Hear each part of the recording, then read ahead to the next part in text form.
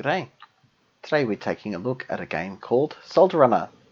It was made by Somewhere Software in 1996, shortly after Windows 95 came out, which was kind of odd because at that time most games were being made for Windows 95 rather than MS-DOS, and this is very much an MS-DOS game. It's set inside a computer, and the area that you're playing in is also known as the cyber circuits.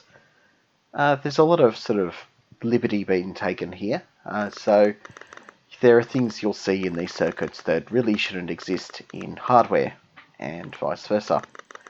Your job is basically to repair the circuits by driving your little mini rover around and eliminating the viruses that you find, although it's not really exactly clear how you're expected to do the repair. The game is divided into 3 episodes, each one essentially being one really large level, about 10 by 10 screens large, and each episode has a boss virus before reaching the exit. In many respects, Soldier Runner is very much like Paganitsu and Chaganitsu, except it's got puzzles on a larger scale across multiple screens.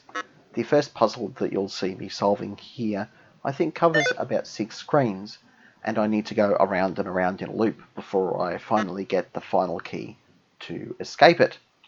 Now you'll notice that I'll come across quite a variety of enemies.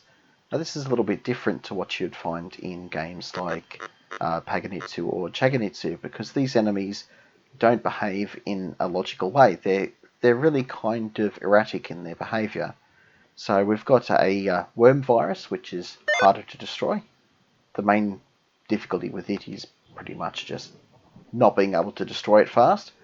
There is a floating point virus that you cannot zap. You've got to trap it. There's a hardware destruct virus, which provides a destruct disk when you kill it, so that you can clear a path to another part of the level. Basically, it spawns a little disk that you can push around that will destroy fixed aspects of the environment. There's an activator virus, which will activate dormant viruses if there aren't enough of them active, and these viruses are called replicators, and they generally come in a swarm, so you can encounter quite a lot of them at once, and they can be quite difficult to shoot them all down or to avoid them if possible. You can zap the enemies if you've managed to capture enough ammunition, but because of the way the enemies move quite erratically, it can be quite difficult to actually land a shot. When your shots are moving, time freezes. This basically messed with my brain because I'm trying to anticipate when to shoot, and I tended to shoot too early, so I would miss them. With a bit of practice, I'm sure you could probably hit them every time, and larger groups are certainly easier to hit. Apart from the enemies, there are also some environmental hazards that you have to contend with. The Klystron tube is sort of similar to the snake in Paganitsu. It's pretty much just watching on its line of sight both horizontally and vertically, looking to be able to shoot at you. If you get in its line of sight, it shoots at you and you can't avoid the shot. Basically, the main way to avoid this is to push a solder bead into its line of sight so that it blocks its shots. These solder beads can be quite difficult to find sometimes. You may have to travel multiple screens and push them quite some way to bring them back to the Klystron tube. The next hazard you wouldn't expect to be a hazard because it's the static high voltage tiles that you find around the level. Basically, they just drain some of your energy if you attempt to move into them, so generally you shouldn't have too much of a problem with them. Some of the environment is not as hazardous, such as the diodes, which basically push you in the direction that they are facing. They generally come in a group or a chain that will transport you from one place to another, but also preventing you from travelling back to where you came. So it's a good idea to consider where the diodes go before you take the path. Solder beads are not only a part of the Klystron tube puzzles, but are puzzles in and of themselves. Some of them come in small clusters and you have to push them in a particular order to get past them. But you have to be careful you do it right because there's no means within the game to reset them. If you happen to push the beads in the wrong order, you've pretty much only got 2 options. That is to start over again from scratch, or to restore from the last point that you saved, which, as you can imagine, is very frustrating if you've been playing a level for quite some time. You'll also find some dip switches in the levels. The dip switches are there to remove the inhibitor fields and also to disable the Tesla blocks. The inhibitors are basically there to block your path, so you could consider them like a shield or a solder bead that you can't move. And basically, touching the dip switch removes them, but only for those that are on the same screen as the dip switch. The Tesla blocks are basically like stationary defense towers. If you get too close to them, they will zap you and drain your energy, gradually though. To get past those, you'll need to touch the dip switches to disable them, although you have to be careful. If you touch the dip switch again, you can re-enable them. You will find these coloured sockets around the levels, and these are essentially the keyholes into which the transistors fit, the transistors being the keys for the game. There are 4 of them, so you can end up having to collect quite a few keys before being able to progress through a certain puzzle element. You should make sure that you collect any that you find, because you may not be able to backtrack because of the aforementioned diodes and also because of the transformers, which basically act as teleporters.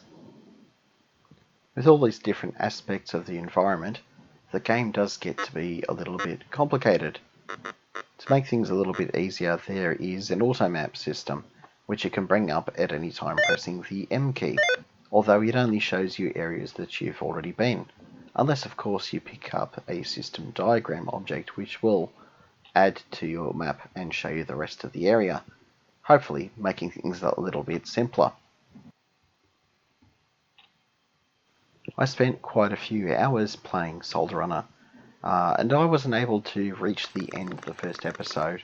And there's one major reason that I found it difficult to do so, and it basically comes down to there's no live system and there's no checkpoint system. So essentially, if you make any kind of mistake, you end up having to start the whole level again. You do have energy, so you don't die in one hit, but the recharges are sparse. And that doesn't necessarily prevent you from making a mistake such as pushing a solder bead the wrong way or using the destructor disc incorrectly, both of which I've done a few times. You can mitigate this weakness a little bit by using the game's save and restore features, but again, you have to think to use them, and if you save at the incorrect spot, you can actually leave yourself vulnerable to being stuck. If I was the game developer, I think the best solution to this probably would have been checkpoints, because you could have had fixed points in the puzzle where a player could return to, and you could reset the elements of the puzzle that are required to ensure that they could have another fair go.